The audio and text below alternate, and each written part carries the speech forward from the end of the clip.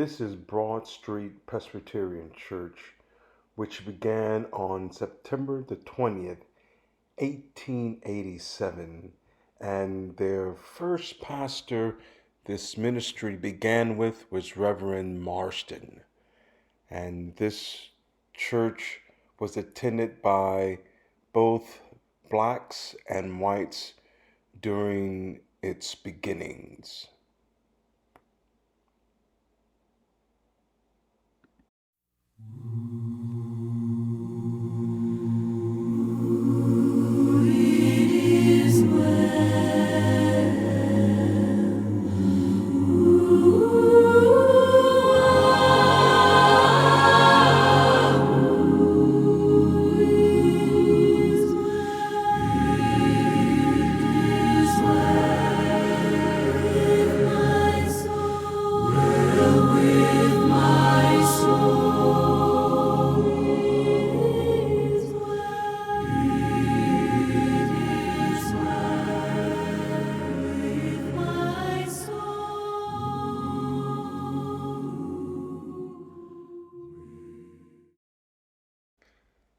And this is Bethany Presbyterian Church, established July 21st, 1918, after those African Americans weren't permitted to participate in worship and had to sit in the back of the church. They came here and established their own place of worship.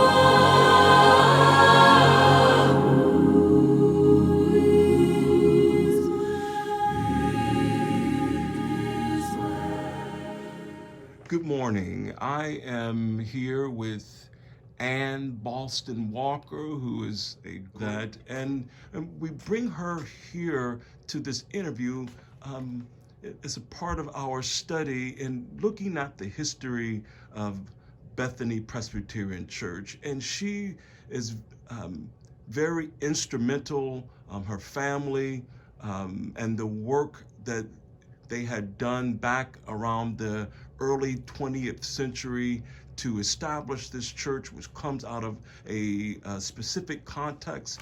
And Bethany Presbyterian Church is a historic African American church. So we will begin now with our first question, which can you share to the best of your knowledge what the world was like during the birth of Bethany Presbyterian Church?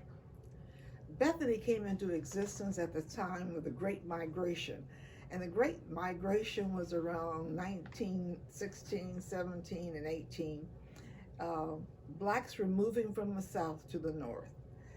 My mother, for instance, was an RN. And she came here to work in the Black Hospital, which was at that time located as long as 17th Street. Certainly, Ohio was a free state, but even so, they only accepted so many black students in an institution. Ohio State, for instance, would accept just 2 blacks in the medical school. And so those professionals who wanted to establish a business had to go south for staff. So Dr. Method had to go south to get nurses to work in his hospital. And my mother was one of them. And so she came as part of the Great Migration to Ohio. Others went farther north. They came as Presbyterians. In the South, they had their own churches, their own institutions. And so they came north. And because Ohio was a free state, they expected to find more freedom than what really existed.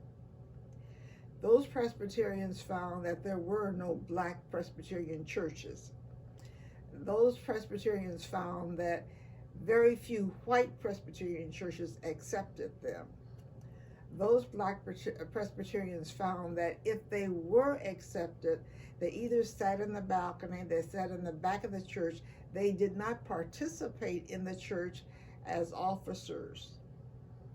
And so in the Columbus community, this group of black Presbyterians said, we will build our own church.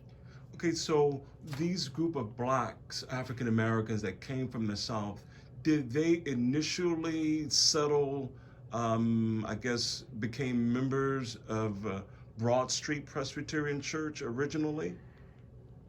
They attended Broad Street Presbyterian Church. Okay. They held on the corner of Garfield. Broad Street is on the corner of Garfield and Broad Street. A block north, you have Bethany, the group that eventually became Bethany, meeting in a hall on the corner of Garfield and Long. And they met as a prayer band originally. And then when they became a part, or when they attended Broad Street Presbyterian Church and found out that they could not become active members of the church. On the basis of what? On the color of their skin. Because certainly they were educated, you see, and there were certainly some members of Broad Street at that time that did not have the educations the blacks had. But because they were black, and because they came from a slave background, maybe their parents or their grandparents, they were not accepted. And so then they applied to the national church and asked that a black church be organized in Columbus, Ohio. And this was around 1917. Okay, so can you share a little bit more about context here? The blacks that were migrating to the north, believing that it was going to be more freedom, there was going to be some more social, political flexibility, and the north was going to be more supportive racially. Yeah. As I'm hearing in this particular segment here, that necessarily wasn't the case. Oh, without a doubt, it was not the case. And not just Presbyterian churches. It was true, the Methodist church and the Baptist, etc. But with the Presbyterian church, it's always been a middle class, an upper middle class church. And so they felt that the white church felt it had to maintain that. And even though there were professionals who came here to work, for instance, my mother she was an RN. She had a younger sister who was a musician, and she eventually was one of the pianists for Bethany. They were accepted for their skills, but they were not accepted fully as Christians. Can you say that fully as Christians? As Christians. And so, as I said, they petitioned the national church to establish a black church in Columbus. And the members who were interested came from Georgia, from North Carolina, South Carolina, from the South in general. And the majority of them were professional people, lawyers, teachers, that sort of thing. Yes, ma'am. So do you remember the year Bethany was initially established? And can you share something about those first members of Bethany during that time?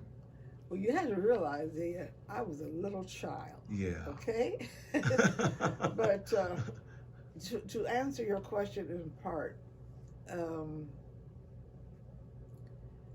the early members of Bethany, well, first, after the Reverend Lee was sent here from the national office, he found that this group of 23 people were really and sincerely interested in establishing a church. So he said to the national office that we should establish a black church in Columbus, Ohio. And as they looked around for property on which to build this church, they found a lot there on Garfield between Long and Mount Vernon. And this was a lot that the city had planned to put a school on. And so the group of interested people convinced the city that we would like to establish a church here. And they bought the lot. I think it cost like $1,200, and that was a lot of money in 1917, 1918. Nevertheless, and this was a neighborhood of doubles and twin houses. But the city guests sold them the land, and they built the church in 1918. And in 2020, the church is still on the original lot. That is incredible. Yeah. So, in establishing this particular church in 1918, there were some definite barriers. So, looking back, considering the barriers, the racial barriers, we have Jim Crow era, we have situations in some communities where blacks couldn't even be outside after dark. I can only imagine that establishing this church meant a lot for the people and the community. Can you share what this church has meant to the Mount Vernon area where the church sits at right now, or the Bronzeville in area? the early days of the church, this was a neighborhood, a well-established neighborhood, and it was a black neighborhood. But because the church this was a middle-class neighborhood, so it was black. It was a neighborhood, black and middle class. The church was middle class because the Presbyterian church throughout is middle class. So once they were organized, the members of the church reached out to the surrounding communities closer to Mount Vernon, for instance, and they helped the poor. I remember as a youngster how in Sunday school we had to bring canned goods. That's how far back, helping the outside community. We would bring that to Sunday school. We would bring extra pennies, a nickel, to Sunday school because it was going to the poor. So we were working in mission in the surrounding communities. We didn't have to reach out to Africa or reach out to Europe. We worked within the community, and I remember one woman who lived across the street from the church, Carrie Shepherd. And Carrie Shepherd, Mrs. Shepherd, was always collecting something for the poor, whether it was clothing, food, or extra pennies. And so Bethany became involved in the community. The members, I think, in spite of their middle-class background, in spite of their professional background, they recognized that there were people who came as part of the Great Migration, but they were not as successful. And so they needed help. Yes, and the church was always willing to help. Yeah.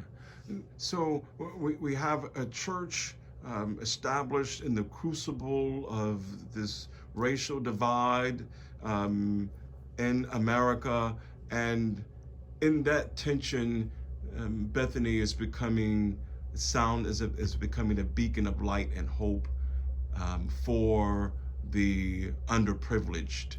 Well, not only that, they accepted reins of leadership. Bethany ministers were very active in the early civil rights groups. Bethany ministers would had the audacity to run for a political office. They became leaders in the community. And in 1937, Mayor Gessman was the mayor of Columbus, and he wanted to keep a very close contact, or he wanted to establish a very close contact with the black community. And so he uh, established the rules and guidelines for a separate election.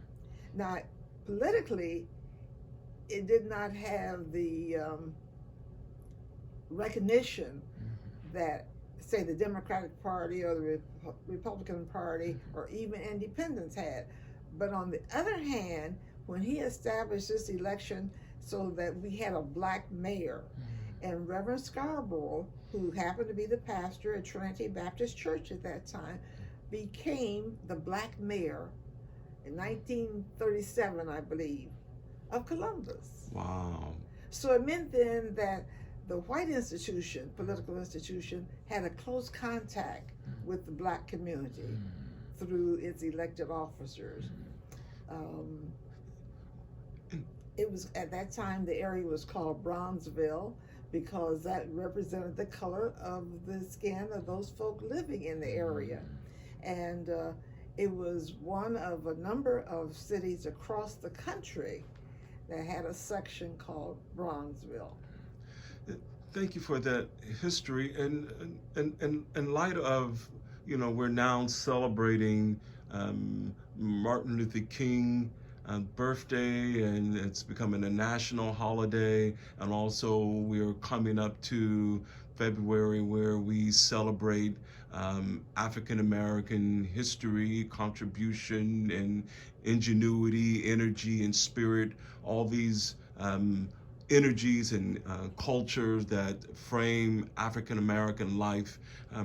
As I understand it, you had opportunity to interview Martin Luther King. Oh, well, that was in 1959. First, Coretta, his wife, and my husband were very good friends, and they had worked together. So when Martin came to Columbus, she had said to him, be sure to look up the Walkers. Okay. But not only that, he had said he wanted to be interviewed by a black reporter. Well, the major institutions like broadcasting, radio or television, the daily paper, or the white paper, did not have blacks on the staff. But there was a black newspaper called the Sentinel, and I happened to work for it. And so I was asked by Channel 6, which was the ABC station, if I would do an interview with Martin, and I said yes. Okay. Awesome. And so, lastly, can you just share just a little bit about what Bethany has meant to you as an African American woman, growing up through some pretty turbulent times, and it's not that things have been, well, certainly there have been better racially, but we still know that there's still this kind of energy. The Presbyterian Church is still a racist church. It is, I think it talks a good game in terms of being interracial, intercultural, but in many instances it is not. And it's unfortunate because blacks who, in the early days particularly, who became Presbyterians because of the families that owned them, you see. And so the feeling has been that once they, I guess the word I can use is ape themselves after the masters, they thought then that they would be fully accepted. And this is 2020, and it has not happened completely, has not happened to this day. I think that to be a Christian is to be a Christian, but to be a Christian in the Presbyterian sense means that you have to accept the white way of thinking and acting and doing. And it should not be that way. I think that well, let me say one other thing before I forget, because at my age I will forget things. Um, Bethany has been a second home for me because I grew up without a mother. So there were women in the church who adopted me and took care of me. There was one woman when I was in college who sent me $1 a month. And there were times that I thought, what can I do with this dollar? But then there were other times when I was so glad to get it. As I grew older, I realized how much she loved me. There was another woman in the church who would send me clothing because my father, who raised us, dressed me in pleated skirts and midi blouses. I didn't have the little frilly blouses and dresses that other little girls had. And she recognized that. And so she would send me, she had a cleaning establishment. And I guess when people would bring things and leave them, etc., she would say, well, this is something Ann can use. So Bethany was a home for me. It wasn't until I guess I was in high school that I realized how racist the Presbyterian Church was. And then because of camps, because of youth programs, and I remember one time I was scheduled to go to a youth program, and I was called at the last moment and said that I would not be able to attend. Someone was going to pay the fees. I don't know now who it was. But later on I learned that I was not going because I was black, and they had no other black youth to go. Well, let's skip a few years later, and my children had the same experience. 101 years later, you still have one black church in the Presbyterian. What does that say?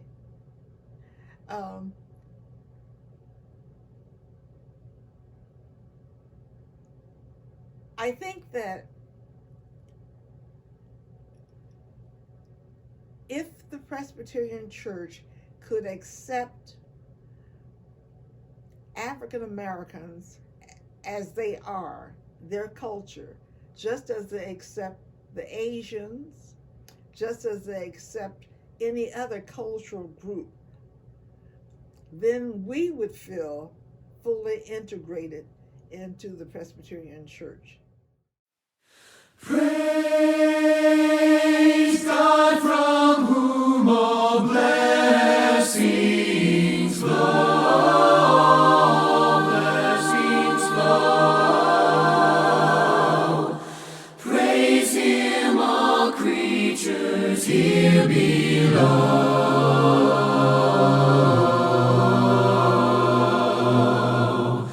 Praise Him above the heavenly hosts, heavenly hosts. Praise Father, Son,